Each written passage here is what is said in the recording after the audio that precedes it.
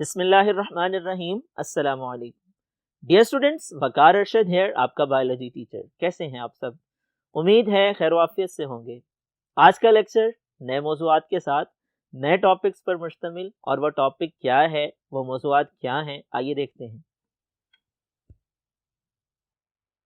Dear students, recall your memory. Previous lecture में हम discuss कर रहे थे सेल ऑर्गेनेलिस को। वो कौन से ऑर्गेनेलिस थे जो हमने डिस्कस किए, आइए रिकॉल कर लेते हैं।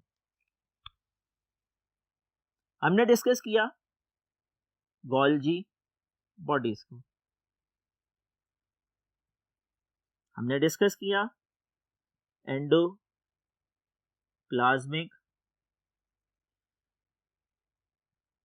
रेटिकुलम को,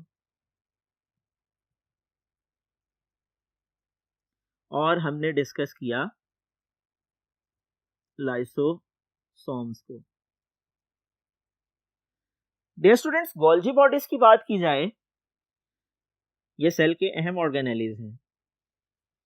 कैमिलो गोल्जी एक साइंटिस्ट था जिसने इन्हें सबसे पहले ऑब्जर्व किया, उसी के नाम पर इसका नाम रखा गया है।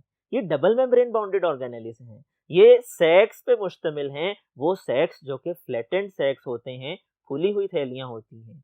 डियर स्टूडेंट्स, ये एक दूसरे के ऊपर स्टैक्ड होते हैं, अरेंज होते हैं, इकट्ठे पाए जाते हैं। इनके मजमूए को गोल्जी बॉडीज कहा जाता है। एक थैली को सिस्टर्नी कहा जाता है, और इनको हम गोल्जी ऑपरेटस भी कहते हैं, गोल्जी स्ट्रक्चर भी कहते हैं, गोल्जी कॉम्प्लेक्स भी कहते हैं। इनका बुनियादी काम ये है कि एंडोप्लाज्मिक रेटिकुलम से जो मुख्तलिफ पार्टिकल्स आते हैं उनको मॉडिफाई करते हैं, उनको पैक करते हैं, गोल्जी वेसिकल की सूरत में बदलते हैं, सेल से बाहर खारिज कर देते हैं। डियर स्टूडेंट्स, इसके बाद एंडोप्लाज्मिक रेटिकुलम की बात की जाए, ये भी सेल के अहम ऑर्गेनेलिज हैं। ये क्या है? It is the network of interconnected channels that extends between cell membrane and nuclear envelope। यानी ये ऐसी चैनल्स हैं, नालियां हैं जो इंटरकनेक्टेड हैं, एक दूसरे से मुंसलिक हैं, और सेल के अंदर न्यूक्लियर इन्वेलप से लेकर के सेल मेम्ब्रेन के दरमियान फैली होती हैं। इनकी दो इकसाम हैं, एक को हम स्मूथ एंडोप्लाज्मिक रेटिकुलम कहते हैं, एक को रफ एंडोप्लाज्मिक रेटिकुलम कहते हैं। स्मूथ एंडोप्लाज्मिक रेटिकुलम को SER भी लिखते हैं, रफ एंडोप्लाज्मिक रेटिकुलम को RER भी लिखते हैं। SER की बात की जाए, इस पर राइबोसोम नहीं पाए जाते, जिसकी वजह से ये स्मूथ दिखाई देता है, और इसका बुनियादी काम केमिकल्स को डिटॉक्सिफाई करना है, मेटाबॉलिज्म में मदद देना है, ट्रांसपोर्ट ऑफ मटेरियल में हेल्प आउट करना है। रफ एंडोप्लाज्मिक रेटिकुलम की बात की जाए, इसके ऊपर राइबोसोम पाए जाते हैं, प्रोटीन सिंथेसिस में बुनियादी किरदार अदा करते हैं। डियर स्टूडेंट्स, इसके बाद तीसरी चीज लाइसोसोम है। सिंगल मेम्ब्रेन बाउंडेड ऑर्गेनेली है। एक साइंटिस्ट जो कि बेल्जियम का रहने वाला है, क्रिश्चियन रेनी डीडव उसका नाम है, उसने सबसे पहले इन्हें ऑब्जर्व किया। ये सिंगल मेम्ब्रेन होते हैं, इनके गिर्द एक ही हिफाजती झिल्ली मौजूद होती है, इनमें मजबूत किस्म के डाइजेस्टिव एंजाइम्स पाए जाते हैं। ये फूड वैक्यूल के पास जाते हैं, उनके साथ फ्यूज हो जाते हैं, और उन एंजाइम्स को जब ये फ्यूज हो जाते हैं, सेल के वैक्यूल में खारिज कर दिया जाता है। ये सेल के अंदर जाते हैं, अपने टारगेट मटेरियल पर अटैक करते हैं, उसकी डाइजेशन करवा देते हैं, उसकी ब्रेकडाउन करवा देते हैं। डियर स्टूडेंट्स, आइए फर्दर ऑर्गेनेलिस को देखते हैं जो कि रिमेनिंग है, और प्रोकैरियोट और यूकैरियोट में फर्क को समझने की कोशिश करते हैं। Dear students, centriole. सेंट्रियोल की बात की जाए, ये दरअसल होलो सिलिंड्रिकल ट्यूब्स होती हैं,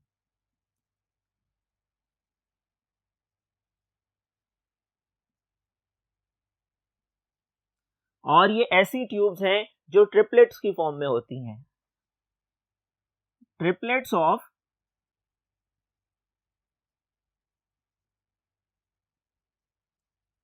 9 tubules. What does it mean? इसका मतलब क्या है?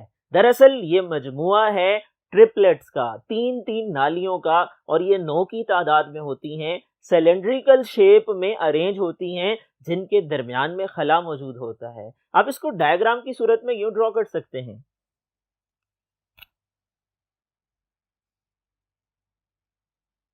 ये आपके सामने मैं एक ट्रिपलेट को ड्रॉ कर रहा हूं। इस तरह की तीन तीन नालियों का मजमुआ होता है, ये ट्रिपलेट कहलाता है। और 9 ट्रिपलेट राउंड शेप में जुड़े होते हैं।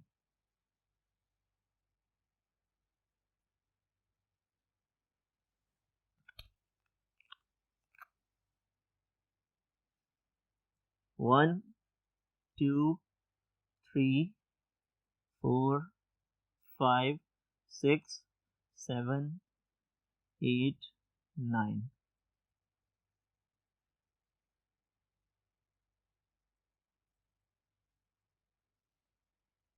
आप इसको सिंपल यूं ड्रॉ कर सकते हैं।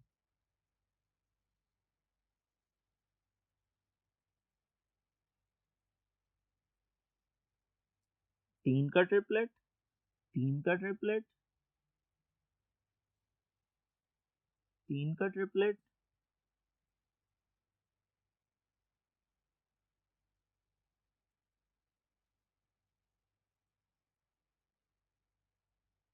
One, two, 3, 4, 5, 6, 7, 8, 9। इस तरह के 9 ट्रिपलेट्स राउंड शेप में जुड़े होते हैं और दरमियान में खला मौजूद होता है। इस ट्रिपलेट्स ऑफ 9 ट्यूब्यूल्स को, जो कि होलो सिलेंड्रिकल फॉर्म में अरेंज्ड होते हैं, हम सेंट्रियोल का नाम देते हैं। डियर स्टूडेंट्स, कलेक्टिवली इनको हम सेंट्रोसोम भी कहते हैं।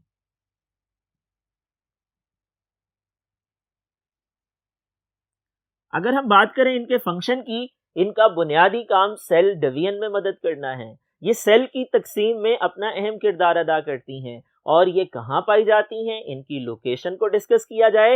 ये सेल में न्यूक्लियस से बाहर मौजूद होती हैं, एक्सटीरियर टू द न्यूक्लियस। आइए फर्दर डिटेल्स को देखते हैं। डियर स्टूडेंट्स, इसके बाद जो नेक्स्ट ऑर्गेनेली है, वैक्यूल। वैक्यूल की बात की जाए, वैक्यूल क्या है? ये मेम्ब्रेन बाउंडेड ऑर्गेनेलीज हैं।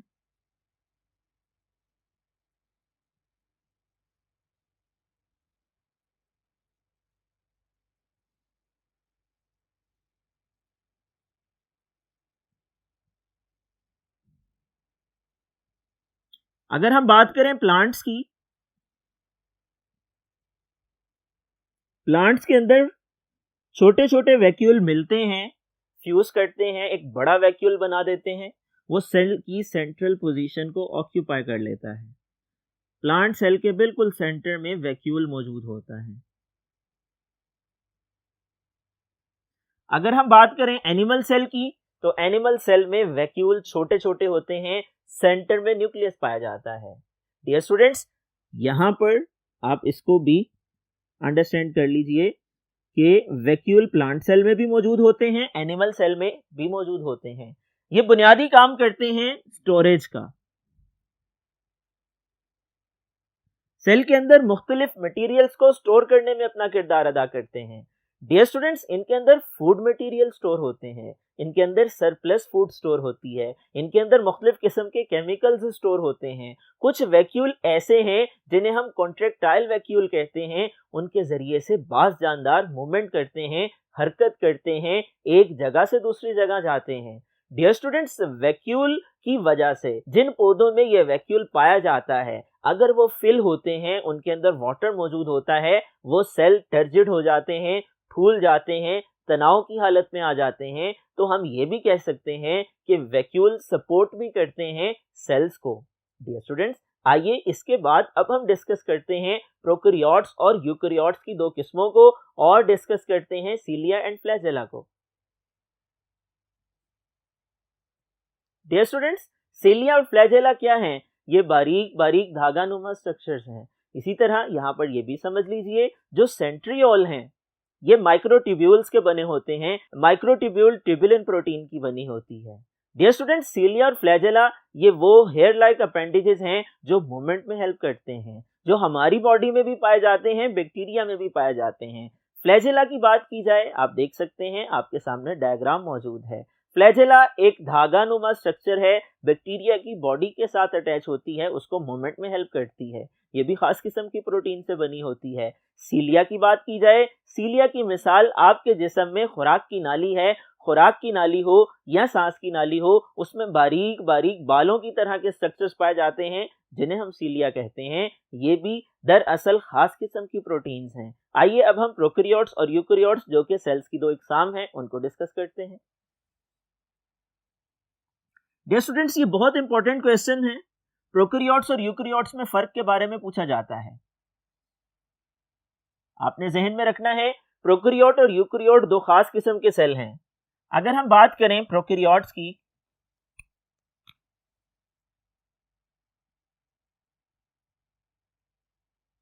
प्रोकैरियोट्स के बारे में आप यूं समझ सकते हैं कि ये प्रिमिटिव टाइप के सेल हैं, ये स्मॉल साइज के होते हैं।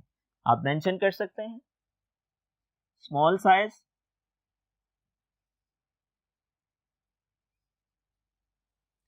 आप डिस्कस कर सकते हैं ये सिंपल इन स्ट्रक्चर होते हैं।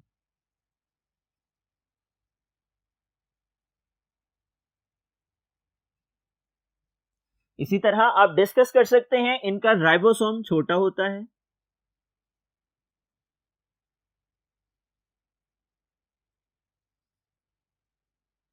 इसी तरह आप डिस्कस कर सकते हैं इनमें मेम्ब्रेन बाउंडेड ऑर्गेनेलीज नहीं पाए जाते।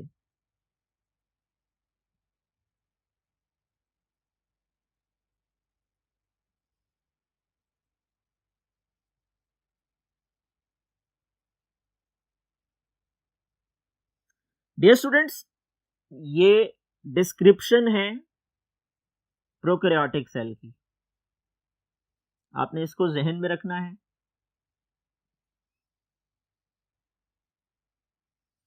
अब आइए देखते हैं हम यूकैरियोटिक सेल्स को।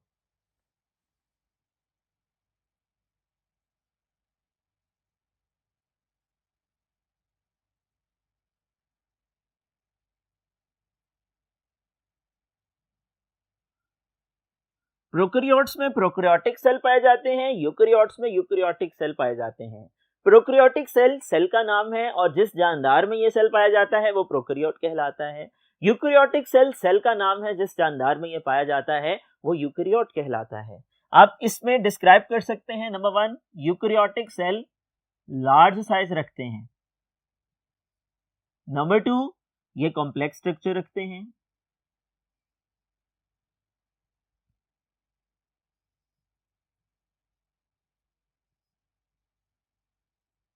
और नंबर 3, इनमें राइबोसोम लार्ज होते हैं। जबकि नंबर 4, इनमें मेम्ब्रेन बाउंड ऑर्गेनेलीज पाए जाते हैं। इसके बरक्स प्रोकैरियोटिक सेल में मेम्ब्रेन बाउंड ऑर्गेनेलीज नहीं पाए जाते। आप इसको डिस्क्राइब कर सकते हैं इन पॉइंट्स की मदद से। डियर स्टूडेंट्स, यहां पे एक और डिफरेंस भी है जो इन दोनों में पाया जाता है और ये एक मेजर डिफरेंस है। वो डिफरेंस क्या है? प्रोकैरियोटिक सेल में सेंट्रल रीजन को न्यूक्लियोइड रीजन कहा जाता है।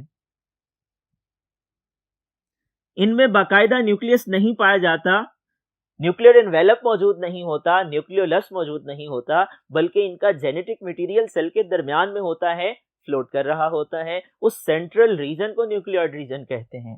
जबकि यूकैरियोट में प्रोमिनेंट न्यूक्लियस मौजूद होता है। ये इंपॉर्टेंट डिफरेंस है, आपने इसको याद रखना है। डियर स्टूडेंट्स, एक और डिफरेंस भी है जो आप इसमें ऐड ऑन कर सकते हैं, वो एग्जांपल्स का डिफरेंस है। अगर हम प्रोकैरियोट्स की बात करें, प्रोकैरियोट्स की एग्जांपल बैक्टीरिया हैं। अगर हम यूकैरियोट्स की बात करें, इसकी एग्जांपल एनिमल्स हैं, प्लांट्स हैं, ह्यूमंस हैं, एटसेट्रा एटसेट्रा। डियर स्टूडेंट्स, बहुत इंपॉर्टेंट क्वेश्चन है, 12 इम्तिहानात में पूछा जा चुका है, शॉर्ट क्वेश्चन की फॉर्म में भी, लॉन्ग क्वेश्चन की फॉर्म में भी। इस सवाल को आपने याद कर लेना है। आज हमने डिस्कस किया रिमेनिंग ऑर्गेनेलिस को, हमने वैक्यूल को समझने की कोशिश की, उसके साथ साथ हमने डिस्कस किया सेंट्रियोल को।